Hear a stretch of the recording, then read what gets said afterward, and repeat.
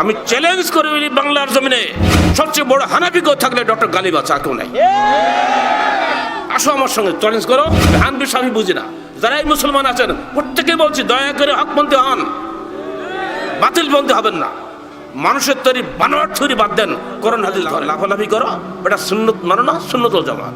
জামাত মানে জামাতের সাহাবা, সাহাবাদের কথা শোনো না, তুমি আহলে সুন্নতুল জামাত মানো। তো একটা মজা তো কালকে হলো, তো 400 বছর পরে হয়েছে, চতুর্থ শতাব্দী হিজরিতে তৈরি হয়েছে এগুলা। এগুলো তো লাফালাফি কেন? আমি দেখবো কোরআন এবং হাদিসে মানে কিনা, ঠিক না? বলেন আল্লাহ রাসূলের জীবনের শেষ বিদায়ের হজের ভাষণটা কি ছিল? বলেন আমার সঙ্গে, তারাকতু ফীকুম আমরাইন লান তাদিল্লু মা মাসসাকতুম বিহিমা কিতাবুল্লাহ ওয়া সুন্নাতু নবিয়্যিহি।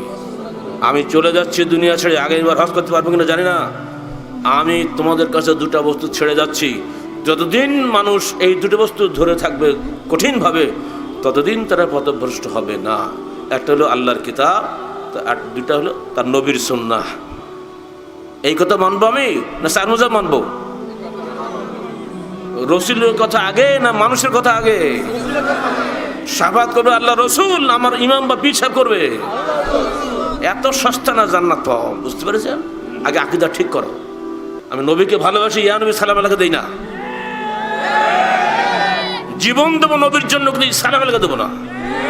কারণ আমার নবীটা দেন নাই, দিতে বলেন, এটা রিয়া। নবী রু এসে গেছে, দাঁড়াও কেমন, আরে বাপ রে বাপ, রু এসে দেখতে পাইছো? এরপর আমার দাদার রু তো আসতে পারে, মা বাবার রু তো আসতে পারে, নবীর রু আসলো মক্কা থেকে, এখন একটু টের পাইছো কেটে আসলো না আসলো? একদিনে 1 ঘন্টায় কয়েকশো মিলাদ হয় সারা পৃথিবীতে, তো একটা মানুষ কয় জায়গা যাবে? তাহলে কি ওনাকে আল্লাহ বানিয়ে দিয়েছো তোমরা? এই সমস্ত কথা বলে মানুষকে ধোকা দিয়ে যারা ব্যবসা করে জিলেবি খাই বেড়ায়, এদের কথা শুনতে হবে না হাদিস কোরআন মানতে হবে? এই কথা আমরা দ্ব্যর্থহীনভাবে বলি, কারো ভয় করে কথা বলি না। আর এই জন্য গালসের বড় দোষ না। যতক্ষণ কণ্ঠ থাকবে আজরাইল আসার আগ পর্যন্ত এই হক কথা আমরা বলে যাব। প্রত্যেককে বলছি, ভাব যারা মুসলমান এখানে আছেন, আমি হানবি স্বামী বুঝি না, যারাই মুসলমান আছেন প্রত্যেকে বলছি দয়া করে হকপন্থী হন, বাতিল পন্থী হবেন না। মানুষের তৈরি বানোয়ার তৈরি বাদ দেন, কোরআন হাদিস ধরেন। ধরলে বড় পীর সাহেব বলছেন, বড় পীর কিন্তু আমরা বলেন, আপনারাই বলেন, তিনি বলছেন আহলে সুন্নাত ওয়াল জামাতের দ্বিতীয় কোনো নাম নাই আহলুল হাদিস ছাড়া, খালাস। আমরা সেই নাম বলি, এটা একটা বৈশিষ্ট্যগত নাম, এটা বৈশিষ্ট্যগত নাম। প্রত্যেক ভাই মুসলমান যারা আমরা আছি, যে যে মযহাব করি না কেন, আমরা সবাই মুসলমান ভাই ভাই, আমাদের সঙ্গে মহব্বত থাকতে হবে। কিন্তু 72 ফেরকা হবে, এটা হাদিস আছে না? একটা ফেরকা জান্নাত পাবে না, সে তারাই যারা কোরআন এবং সহিহ হাদিস মেনে চলে।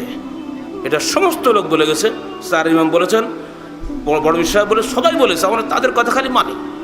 আর শুধু আমরা ইমামে আবু হানিফা, ইমামে আজম, যিনি প্রধান ইমাম, যার নামটা আমরা সবাই স্মরণ করি শ্রদ্ধার সঙ্গে, তার একটা কথাই যথেষ্ট নয় কি? ইজা সাহাল হাদিস, বলেন আমার সঙ্গে বলতে হবে, ইজা সাহাল হাদিস ফাহুয়া মাযহাবি। যখন হাদিস সহিহ পাবে, মনে রাখো ওটাই আমার মযহাব। আমি চ্যালেঞ্জ করে বলি, বাংলার জমিনে সবচেয়ে বড় হানাফি কেউ থাকলে ডক্টর গালিব আছে, আর কেউ নাই। আসো আমার সঙ্গে চ্যালেঞ্জ করো। যেখানে সহিহ হাদিসের বিরুদ্ধে আমি পাবো ছেড়ে দেবো, কিন্তু সহিহ হাদিস পেলে সেটা গ্রহণ করব। এই চরিত্র প্রত্যেকে অর্জন করো, তুমি আমার ভাই। আর হাদিস পেয়েও যদি তুমি বর্জন করো, গোড়ামি করে, তুমি আমার ভাই হতে পারবা না। আমার নিজের রক্তের ভাইও যদি বলে হাদিস টাদিস মানি না, বাবা যা করে তাই করবে, যা। বা কিসের ভাই ওটা? কিসের ভাই ওটা যে হাদিস মানে না? হযরত নূহ আলাইহিস সালামের ছেলেকে পর্যন্ত আল্লাহ পাক বলছেন, ইন্নাহু আমালুন গায়রু সালেহ, ওটা তোমার ছেলেই না, লাইসা মিন আহলিক। কিসের ছেলে তোমার যে তোমার কথা শোনে নাই, আসলে করে না?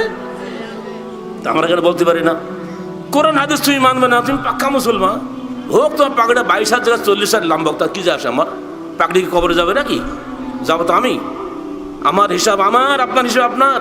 অতএব সাবধান, পবিত্র কোরআন এবং সহিহ আলোকের জীবন গড়ার শপথ নিন।